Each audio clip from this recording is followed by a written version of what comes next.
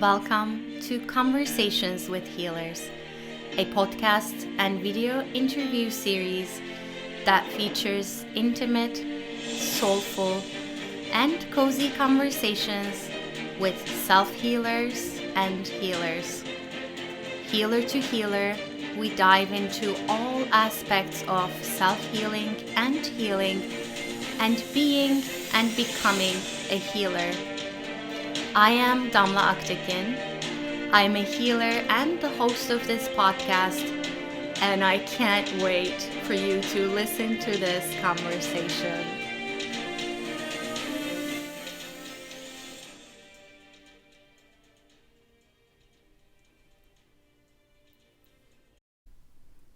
If you are new to this podcast, please take a moment to subscribe so that you can be aware of new episodes. I also invite you to visit adropofom.com, adropofom.com, where I share a lot of free resources for self-healing and healing, and you can take a free quiz to find out what your energetic wounds are and how they may show up in your life. Discovering what your wounds are is the first step in healing them. I hope you enjoy this episode. Hello, everyone. This is Damla with A Drop of Om, and I'm excited for today's episode. My cat just jumped on this table next to me. I have Susan Burrell. Hi, Susan. Welcome. Hi, Damla. I'm so happy to be here. I'm so excited to have you. So you are an intuitive healer and a spiritual guide, and you call it a spiritual guide in the crossroads of life. I want to dive into that in a little bit. But you're also the author of Live Your Empowered Life, a 30-day journey book, which I love, and the host of Empowering Chats with Susan Burrell, which I was so happy to be a guest in. So welcome again. Thank you. So I want to hear like brief brush strokes. I'm sure you've told the story. That's what I find these days. Like when I go on another podcast or another speaking engagement, they're like, tell your story. I'm like, I've already told it a million times, but just whatever comes today, give us like a little big brush strokes of what led you to what you're doing right now. Okay. It's funny because I do get this question all the time, and every time there's something different comes out of my mouth. So, and I just hear things that I'm supposed to say, right? So, I've been on my own personal spiritual quest since for lots of decades now, and since I was about 18. And one thing led to another, and different teachers and healing modalities and things like that for me personally. And I think honestly, Damla, I was looking for the book because I read anything metaphysical, right? So I was looking for the book that told me how to do life because I was a perfectionist. I was, raised to be a straight A student. And so life as a young adult was so challenging. It's like, well, where's the to-do book? Where's the book? So I have the answers, and then my life will be easy peasy. And we all know how that turns out. It never does. So during the course of my life and different career sets, I was pursuing acting for like 30 something years. And in the pursuit of acting, I had to become a waitress because that's how, out of work actors could pay their bills at that time. And then I became an acting coach with kids on set, on sitcoms. All of this, lo and behold, was fuel for me to continue my spiritual investigation because I found that I was in a place of, I want to say division, of disharmony, discord with my spiritual self, because working in the entertainment industry for me was not a healthy thing. It was like a drug addiction, Oh, I'll just hold out one more week because that next audition is going to be my life-breaking gig, for the rest of my life thing. And so I wasn't really listening to my intuitive self during that time. during that time, I was also in a 28-year marriage, and the Live Your Empowered Life, a 30-day journey book out of healing work I had to do in order to come out of my divorce, which became contentious immediately. I wanted to come out happy, healthy, whole. I wanted to feel free, and I wanted to love. And when I went into divorce, I realized I didn't love myself. I didn't love myself. I was doing amazing, good work, teaching metaphysical, spiritual principles. That's what I've also done for like the last 25 years. And, but I never felt, I just didn't love myself. And part of why that was, I've come to understand, and this is 6 years after my divorce finished, that I was married to a narcissist. And I found this out through interviewing a woman for my podcast. And she just started describing narcissism. And I was like, oh my goodness, you're describing my existence in my marriage. And that was a revelation. And so my book was all the things I did to heal myself when I didn't know why I didn't have esteem. And for your listeners, if you don't know, narcissism is a narcissist, and narcissism are words that get batted around. I'm thinking of your cat right now.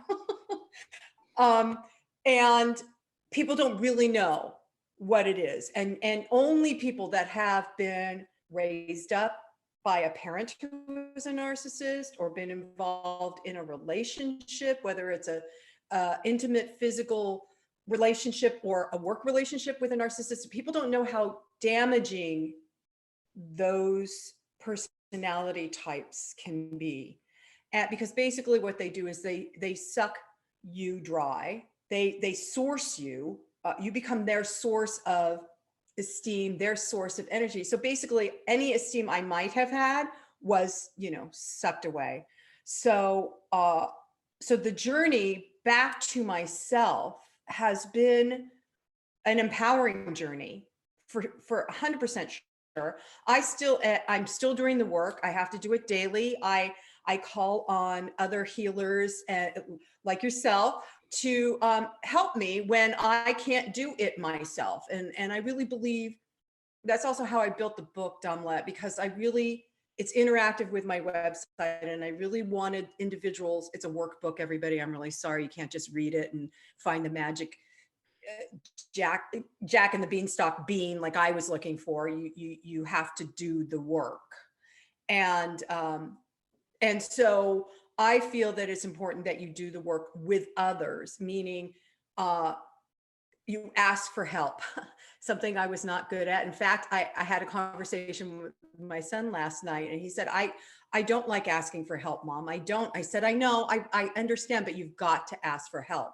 And that's true, particularly now with having gone through a year of fear and anger and lockdown, and it's not over yet, folks. It's really not, I'm sorry to say. So finding individuals or finding conversations like this that support you in coming into yourself, and I mean going within, going into that heart space, connecting to the truth of who you are. And so that's a really long brushstroke. That's perfect. Can I summarize what I heard?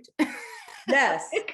I listened to you and I'm like, this is perfect, because I'm hearing in your story, you're mentioning the waitressing, and I'm like, oh, she's like, you're nourishing people, like you're nourishing a part of yourself.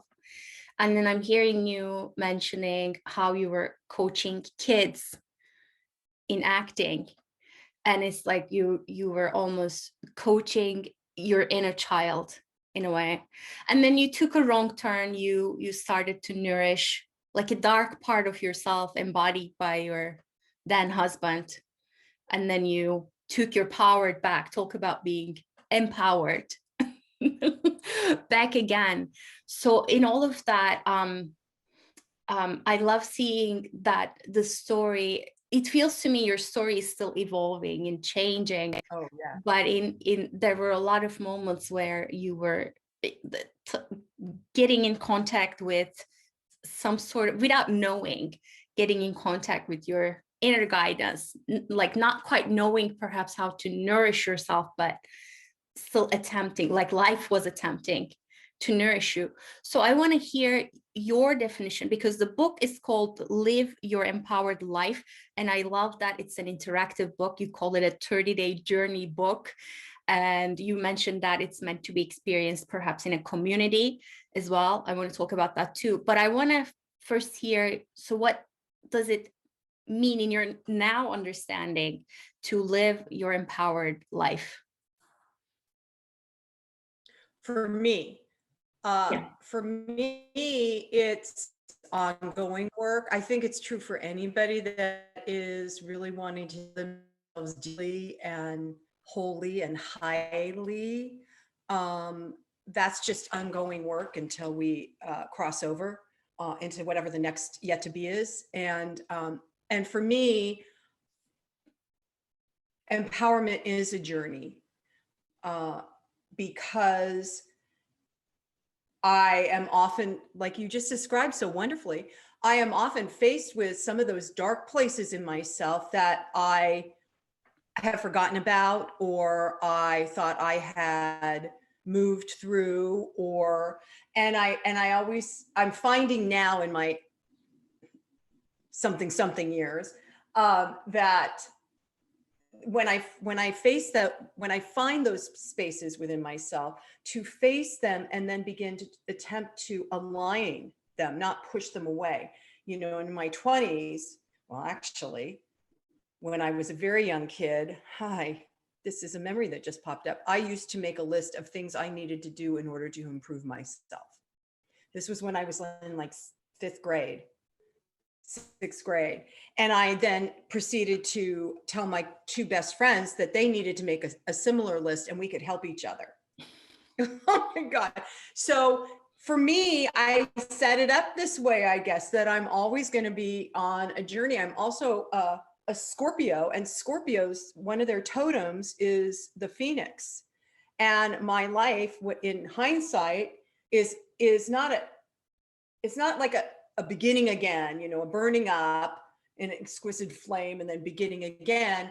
It's more like, okay, burning up. I've committed myself this lifetime to be lit from within and therefore burned up from within in order to do the next step of my spiritual expansion and transmutation, if you will. So that's kind of now what empowerment is for me, is okay, instead of running and hiding and screaming, I face, you know, I might do that for like, I don't know, 5 minutes. And whatever is showing up, and begin to investigate, because the investigation is where I find the pieces, like what you just, how you explain what you heard, you flipped what I said, you know, which is such a perfect way to then move forward in life, because if you can look at what the circumstances were and see the higher good in them, you can always move forward. Yes. And I want to bring this to the 30-day journey, because you said this book was born out of like what you were experiencing, what you were experimenting with to become empowered again, instead of giving your power over to someone else to feel it inside. So what's in the 30-day journey? What does it include? What are we doing there?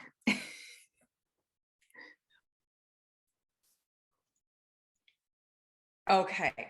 So first of all, after the book came out, I found out that I had written a workbook, because I had people come up to me and say, "Oh, I can't wait to read your book." And I'm like, "Oh dear, you're not going to read it, you're going to do it." And they didn't understand until they opened the book and they're like, "Oh crud." Then saying it was, I wanted people to attempt to do it in 30 days by developing a daily consistent spiritual practice.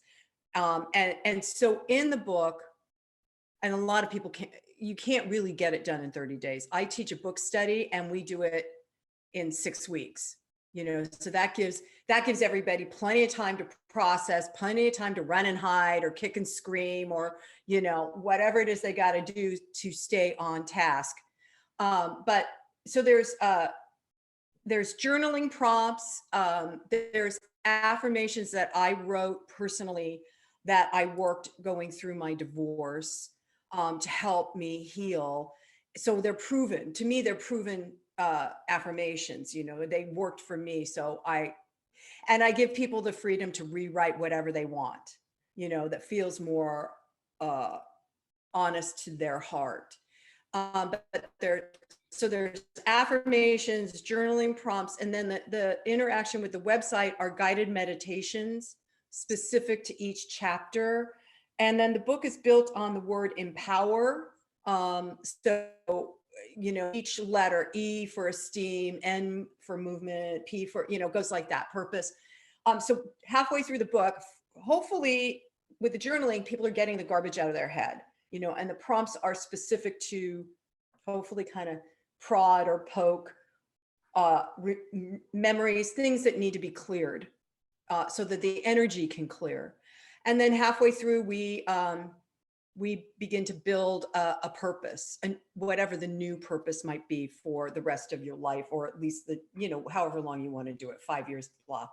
But there's also videos on the website too, because I use a lot of mind mapping. Mind mapping is a big thing. I use it in my workshops I'm currently teaching because I find for me, when people are just writing, it tends to be a very linear thing. And I want people's unconscious and subconscious to come up when they're writing or journaling. And so mind mapping helps a lot. And then there's a video on how to do a EFT, emotional freedom technique, things like that.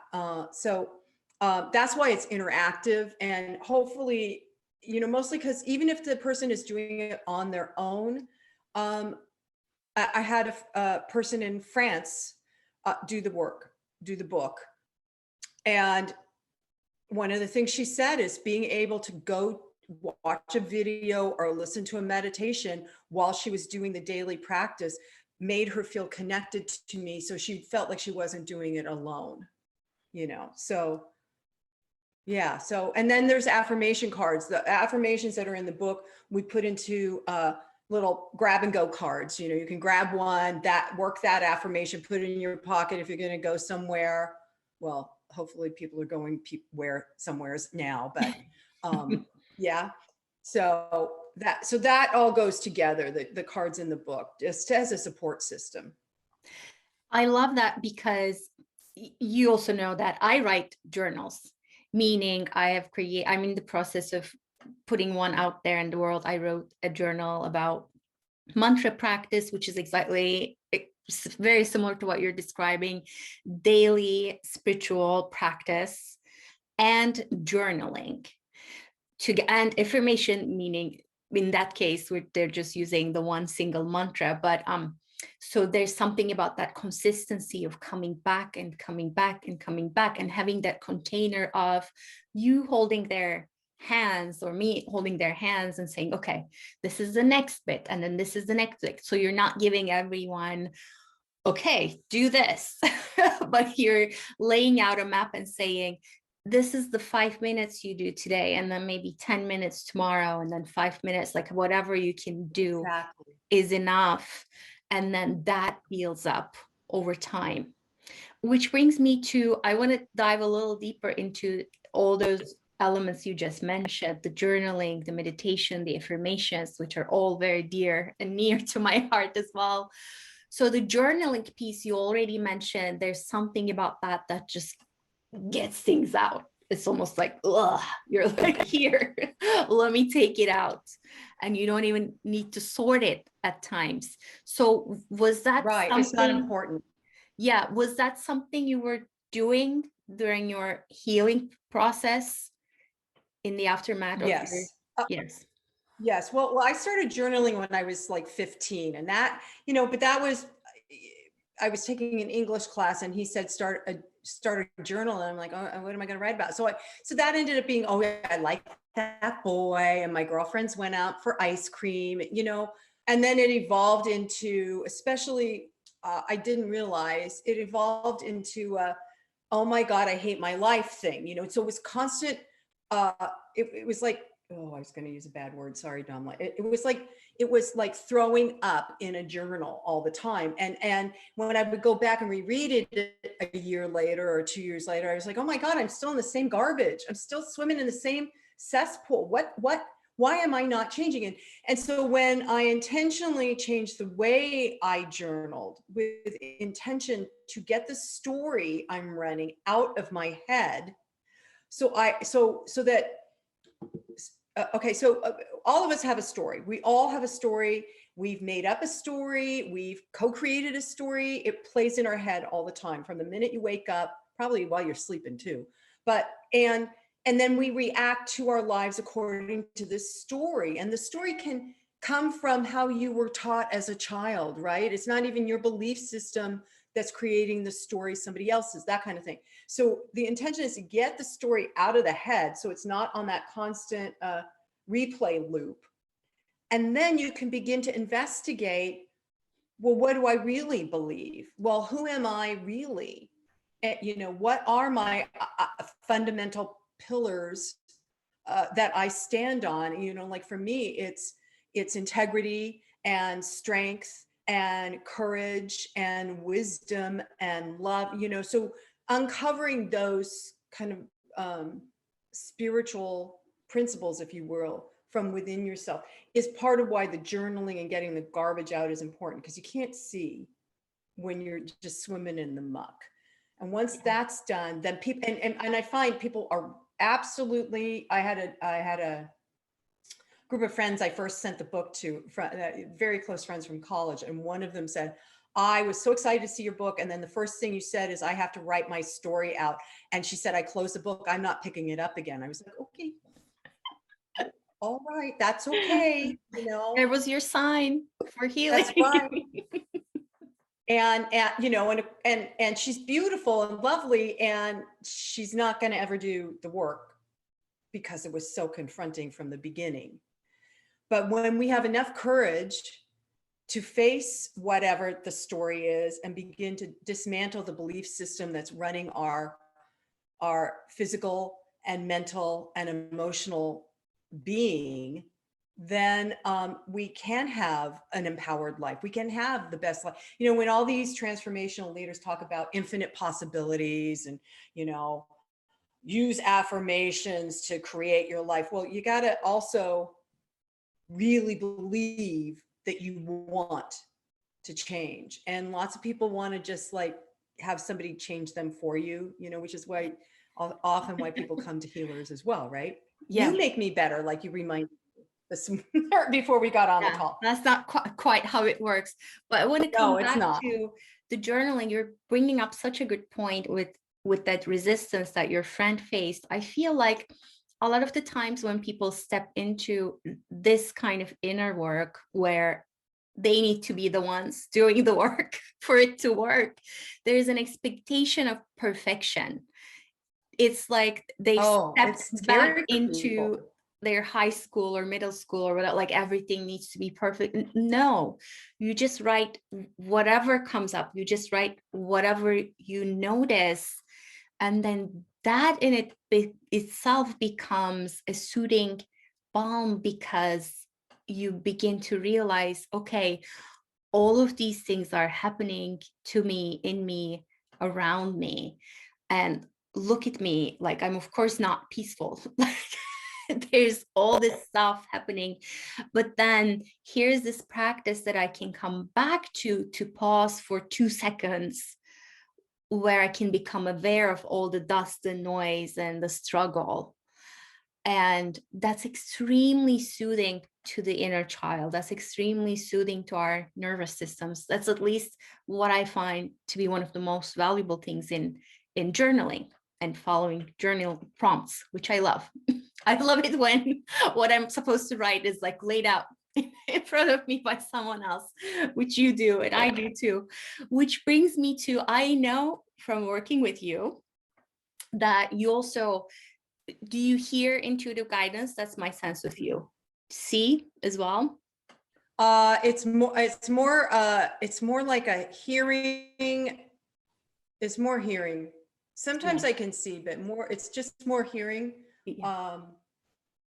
And basically what I've learned, and this is kind of new, or my acceptance of my ability to do that is fairly new, because I've been able to do it since I was, of course, like 2-3 years old, but was told that you can say things. Why did you say, or don't, the big one, and I don't know why this was, but you're so sensitive, stop so sensitive. And I didn't understand, but because it was a parental authority telling me to stop doing those things, I stopped for a very long time. And the one of the gifts of the divorce was that my heart was so shattered that I could begin to hear again. I could hear the inner wisdom and the inner guidance that I've always had. And I didn't realize I had been listening my entire life. I just simply wasn't allowing it. So now I do. And it's really helpful for me, so that I'm more in the flow of my own life, because I'm listening to my inner wisdom and my inner guidance than I used to be. And then it's very helpful when I'm working with clients, because often they'll come to my office, sit in the chair, and they are wiggling and squirming and not wanting to face the thing. And so I'll hear, I will hear, my guidance will show me or tell me, okay, now it's time to do a guided meditation, because this person's going to need to do that so they can address what they're ignoring. Mm-hmm. That kind of stuff. Yeah. And the reason I bring that up is, first of all, I'm very similar to you. I hear guidance, and lately more and more I see like whole movies and stories. It's a whole other, and dream time is also very colorful and exciting. But the reason I bring that up is your affirmations. It feels to me like they're like things that come through you. Can you talk about that as well? Where did those affirmations come from, and then like what do they do for the people? They just come from spirit. Do you know what I mean? And they come from a higher authority than me. When I listen, and again, it's the ancient wisdom that resides within me. I believe it probably resides within everybody. And when we can just clear enough garbage, we can hear it. And that's where they come from. I had a bazillion of them, Damla. In fact, we're creating a new system of cards to give as gifts for an upcoming retreat we're doing. So they just come out, and I don't even know how to answer that. Can you believe that? Yeah. It's not like I'm sitting down, okay, I'm going to write a bunch of affirmations. No, oh my God, I'm beating my head against the wall. What do I need to do to change my mind? Well, you need to turn around. Okay, so my affirmation today is, I turn in new directions easily and effortlessly. I accept my life the way it is. That's just how it comes. Mm-hmm. In fact, I'm really grateful. It's funny that you brought this up, because I've been creating workshops since the shutdown. And my team at first wanted to help me create them, here, you could talk about this in your workshop, or you could talk, and these are people that have studied with me. And I'm like, no. I so love you and appreciate you. Thank you. But I'm going to wait until the information drops in, until the information that needs to be shared, or, and once that happens, and I've done this for 15, 20 years, I know to just be patient, and spirit the divine spark that's me, connected to the divine of all, whatever you want to call it, will drop in the information. This is what needs to be heard. So in fact, last year, I had just started a Facebook group because of my book, I wanted to get the book out there. So let's start a group. And then nobody could go to lectures or talks, or so I thought, well, I'll teach inside the group. And it's called, of course, Live Your Empowered Life, the Facebook group. And so I was meditating, trying to understand why I'm doing a Facebook group, because I'm not on Facebook. Do you know what I mean? I'm not those people that go through the social media stuff. And I heard loud and clear, it's time to activate the light. And I thought, what? Okay. And I heard, it's time to activate light leaders. And I was like, all right. And honest, part of me is like, oh, here we go again. So that's what this last year has been about me really standing in my own wisdom and supporting others in activating their inner light that may have dimmed or they thought didn't exist because of past abuses and things, and to activate those people that are willing to do this work in order to lead in this new yet to be that we're all experiencing. So the whole what was is no longer, kind of like life all the time, but what was is no longer, and we are still witnessing the crumbling of foundations and the crumbling of human race thought. And it looks like the crumbling of the patriarchy that we've been living under for thousands and thousands of years. And it's necessary to happen in order for us to really, as human beings, as the human race, to really transform and live what our truth is. And our truth isn't about building walls and protecting ourselves and creating wars and maiming, and that's not what human beings were made to do. We are being called to be light, to be love, and we are being called to do that right now so that the whole human race can unify.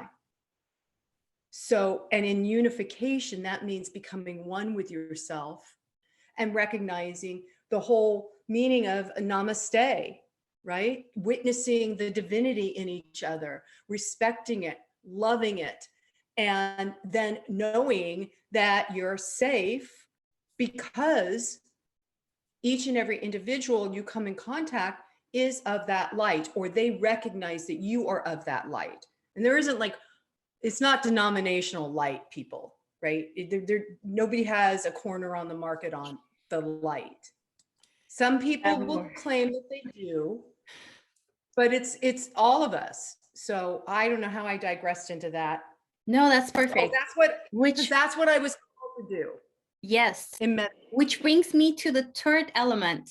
So we talked about journaling, we talked about affirmations. Now I want to open up the meditation, and I want to tell everyone that you actually have a lot of free guided meditations out there, which we will talk about. But tell me, what about the guided meditations you find to be effective in helping people heal or find that light and be empowered? Again, so I'm doing Monday morning meditations, 9:00 Pacific Standard Time, as a Facebook Live on Facebook. And when the pandemic, when the first lockdown happened, I heard very clearly, you need to do some guided meditations for a 14-day practice because people are freaking out. Okay. And again, it's not like I sit down and write out, okay, this day we're going to meditate on this, and this day I literally just open myself up an hour before I meditate, I journal, and I listen to what needs to be heard for whoever tunes in. So the reason why I am led to do guided meditations during a session with a client, again, is because people are thirsty for really wanting to know themselves. And I find sometimes they need guidance just like I said earlier, we all want somebody to hold our hand. That little child in us wants someone who feels safe, who feels a little more like aware, to guide them, to hold their hand to go to kindergarten, right? I know I did. And so oftentimes the guided meditations that show up with clients, it's because they need someone to help them go within. I have a longstanding client. She's so amazing. And when she first came to me and I would hear, okay, you got to do this meditation because she's not getting it. I'm like, oh, okay. And we do the meditation. And afterwards I'm like, so how do you want to share anything? And she goes, well, I heard you talking, but I didn't hear or see anything. I didn't get it. I'm like, oh God, I'm terrible at what but it was because she was so shut down. She was so stuck in her head and disconnected from her heart and her own wisdom that she couldn't see, or hear anything within herself. She now, every time she comes to see me, she's like, well, I've been talking to Spirit and Spirit said, and she's like, so I did that guided meditation and I heard this. And I mean, she's like, she's my poster child. Nice. Which brings me to, I am participating in one of your retreats as a speaker. I'll do a little crystal healing thing. Can you tell everyone about that? I'm excited. Yeah, so I got chills too. I got chills. I'm so excited that you're going to be one of the teachers. So this is called Live Your Empowered Life. It's not a 30-day retreat, but Live Your Empowered Life. It's going to be a healing retreat, and it's over a weekend in April 23rd to the 25th. And what we're going to do is we're going to have a couple of different teachers come, like you, Damla, and teach their expertise. And the first Saturday morning is we're going to do some inner healing, and then Saturday afternoon we're going to do some what I'm calling outer healing, which really is the bridge from what we're doing from the inside of healing and bringing that out into how we interact in our personal space, our personal world, that kind of thing. And then Sunday morning will be global healing, how we can utilize bits and pieces of what we've learned in order to heal, the planet, humanity, help the refugees in Syria, wherever you're led to, in essence, shine your light.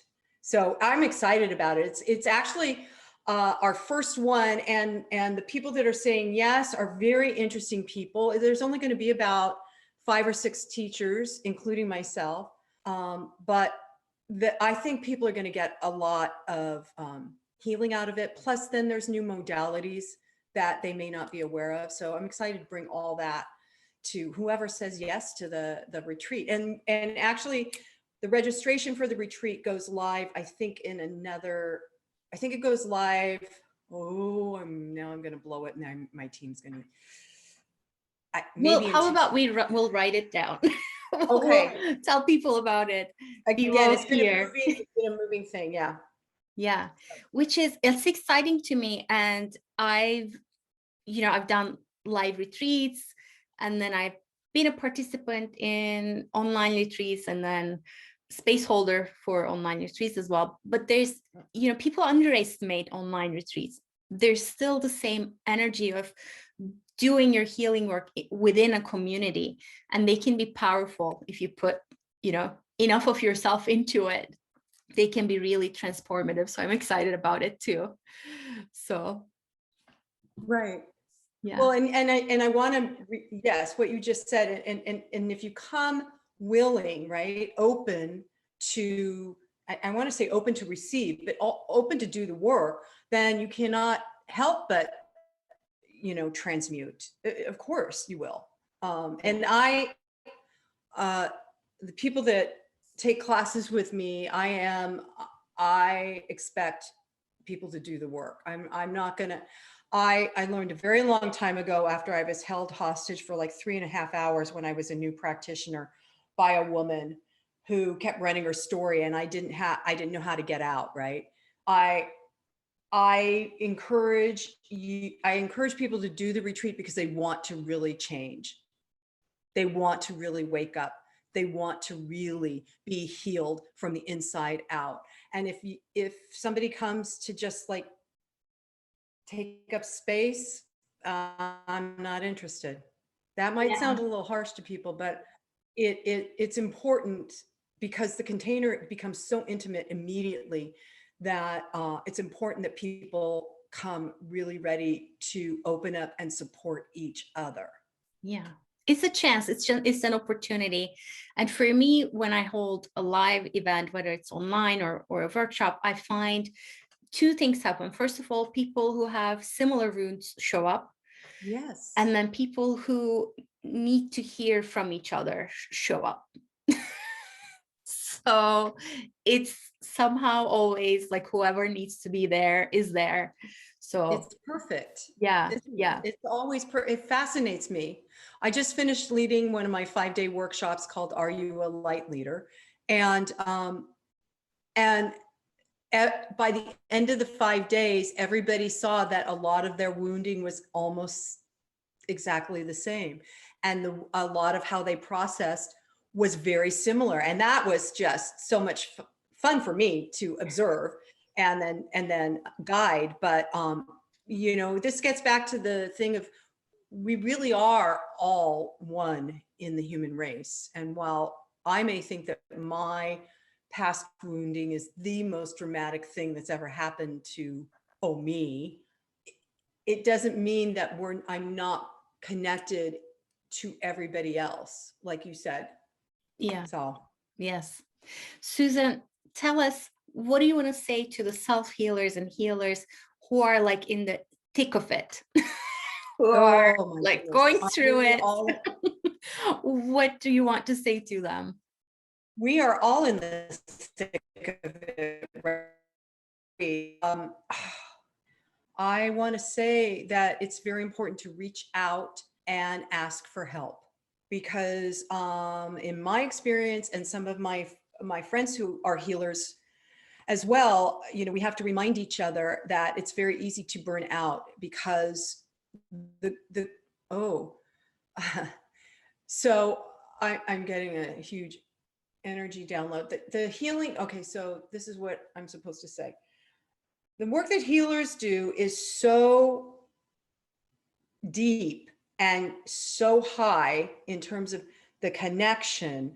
And so it's often easy to burn out because the call, especially right now, is to help heal anybody, right? To help heal everyone.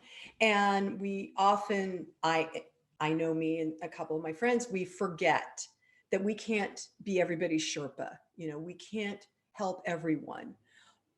So it's important that we as healers, at least this is how I operate, I see my own healers to help them. They help me clarify my mental, emotional, and physical body so I can continue to do the work because none of us are really, really, really doing this alone. Yeah, so absolutely. That's what I would say to other healers. Yeah, absolutely. And I'm the same boat with you. I do see other healers regularly, and I take joy in it. I mean, it's, first of all, as a healer, it's a pleasure to be receiving.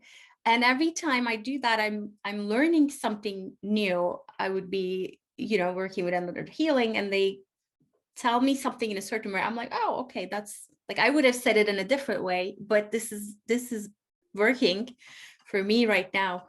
So it's a learning experience if you're a healer to work with another healer. It's also absolutely essential. I was interviewing another healer, Cody Edner. He actually mentioned something else. He said, we're relational people.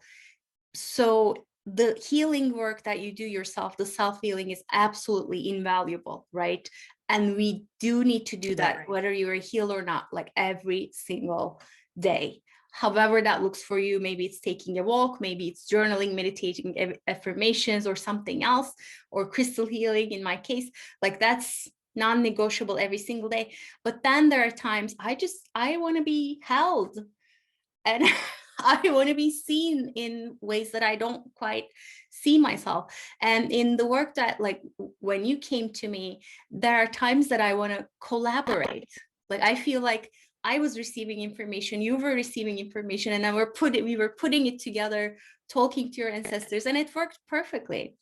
So Yeah. we were able to dive into the very heart of the issue and release what needed to be released in that moment for you, which then led to some physical release, which I'm so happy about. But I want to say it's been an absolute joy to talk to you, Susan. Thank you so much for being here. I'm going to tell everyone about, you have a website, susanburrell.com. You're on Instagram. You also have a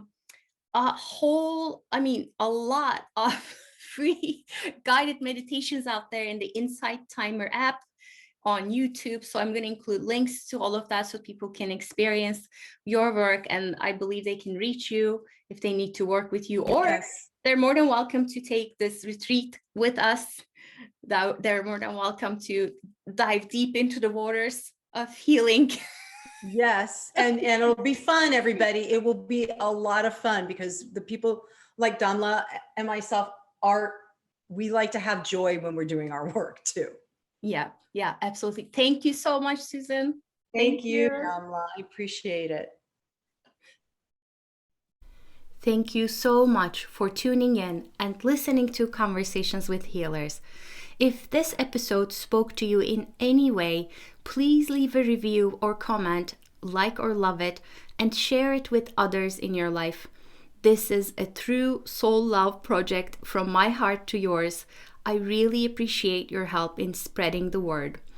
If you haven't already, don't forget to subscribe and check out other episodes to listen to some extraordinary healing stories and advice. Have a beautiful and wonderful day.